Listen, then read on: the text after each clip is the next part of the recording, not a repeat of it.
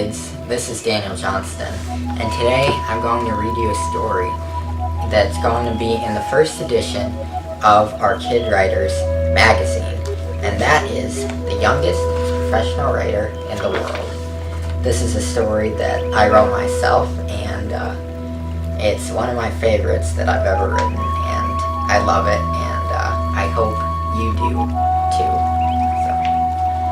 Anthony sat at his desk, deep in thought, completely lost in his own world, in the wonderful world of King Carter, the greatest king the world has ever seen.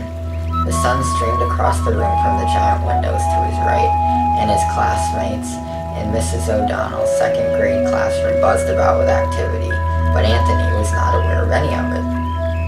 Perhaps it was the spirit of King Carter who had come to him and was compelling him to write a story. Or maybe it was a later member of his great kingdom that ruled in Atlantis who was coming to Anthony, telling him the great tales. Maybe most exciting of all, the story came from his own mind because he wanted to create it. Anthony didn't know which one of these was correct, but he favored the second. It was the class time for writing, although it didn't have to be for him to write. He didn't mind other subjects like math or science, although he truthfully wasn't into social studies too much.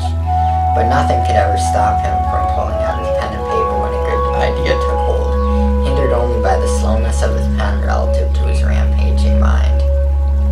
Anthony was so wrapped up in his story that he didn't hear his teacher announcing that the class writing time was over, that everyone had gratefully put down their pens and pencils and stopped writing. He didn't notice that the whole room was completely silent, except for a few giggles at the sight of their classmate totally lost in his own world. Only the land of Atlantis and the beautiful words flowing onto the page existed for him in that moment. Anthony, Mrs. O'Donnell said, walking over to his desk. Still, he was totally unaware. She shook her head. Anthony, she said sharply, not in yelling, but not speaking softly either. Finally, he looked at her, his face slowly falling from the wonderment and orienting itself back into the physical world.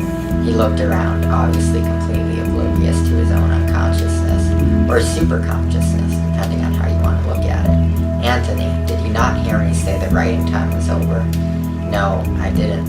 Anthony rubbed his eyes, reacclimatizing himself. He had just been in another world, and frankly, he liked that one better. Oh well, Mrs. O'Donnell sighed, picking up his paper and scanning through it. And such rubbish you're engrossed in, too.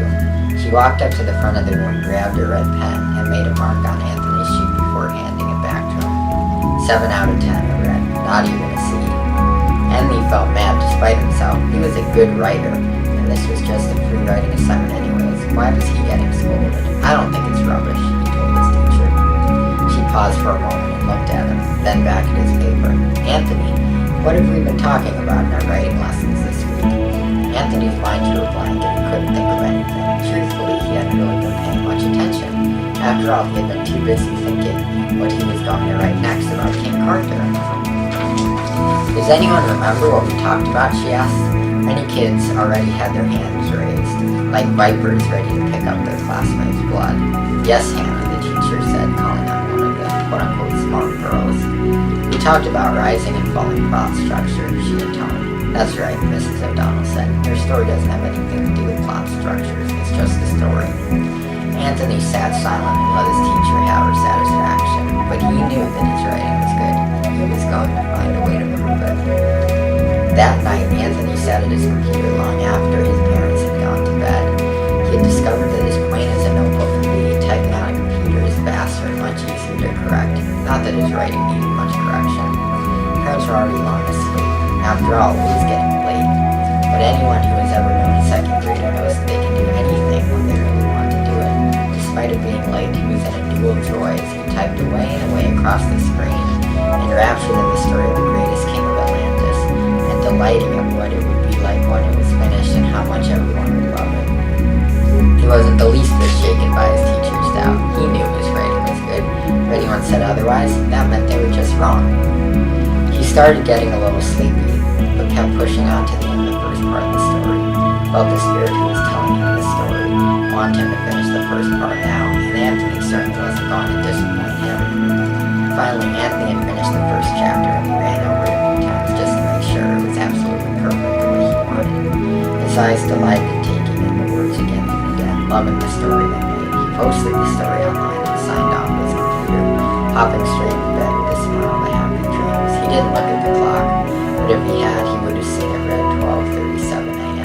minutes late, but Anthony knew it's never too late to write a great story. 2 weeks later, Anthony walked into his classroom with a happy smile on his face. Finally, he was going to get to show his teacher and the rest of the class that he was a great writer after all. He could barely wait until the writing period, tapping his foot through most of the morning. For once, it wasn't because of the writing. Finally, Mrs. O'Donnell said, "Alright guys, it's time for writing time." As all the rest of the students looked down at their papers and tried to pretend they were writing something, Anthony zipped open his backpack, grabbed some papers, and put them down on his teacher's desk without saying a word. Mrs. O'Donnell was about to object, but the kid was already back at his seat. He pulled out some and began to write, although writing with a pen was such a nuisance now that he had grown accustomed to using a computer. He took a few moments to remember where he'd left off yesterday and then began again. He had been writing all the time the last couple of weeks, not staying up late every night, but writing to his heart's content. He couldn't help, however, but glance up at his teacher every now and then, who was staring at the papers he had given her in disbelief. Soon she was on her computer, furiously scrolling through the internet. Although she ended the writing time on time, and this time Anthony noticed when she did, and continued the class as normal, she was clearly pretty flustered, at least to Anthony. When she dismissed everybody at the end of the day, she asked Anthony to stay afterwards. The other kids smirked at him, thinking he was quote-unquote in trouble, but he just smiled back. Luckily, his mom picked him up from school so he could enjoy the moment instead of riding the bus.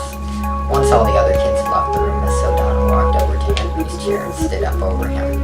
"What is this?" she demanded, pointing to the papers. "It's compliments on my writings," he said happily. "I know that," Mrs. O'Donnell said, "but why did you do this?" "I just posted my writing on there and people liked it, Mrs. O'Donnell. But I've never seen anything like this. People think you're a professional writer, not a second grader." Anthony shrugged his shoulders. "I'm both." And that is the story of the youngest professional writer in the world. Anthony, second grader, and also a professional writer. I really love this story. My magazine, what we're doing, you probably already know, but we're publishing. It's managed by kids like me, a few other kids who are managing it. 4 kids, which we're only publishing kids' stories in it. So if you want to beat Anthony by being a younger professional writer than him, or maybe tie him, or maybe a few years older, but either way, if you want to be one of the youngest professional writers in the world, all you have to do is submit a story to our website. Go to kidwriters.org and it'll tell you all about how to do that, and you can become one of the youngest professional writers in the world. Sorry, and some people have asked me, did this actually happen? Is it a true story? No, it's not really a true story. It could have been. I wish it had been. But no. Yeah. Actually, a couple times, yeah. I probably could have done that.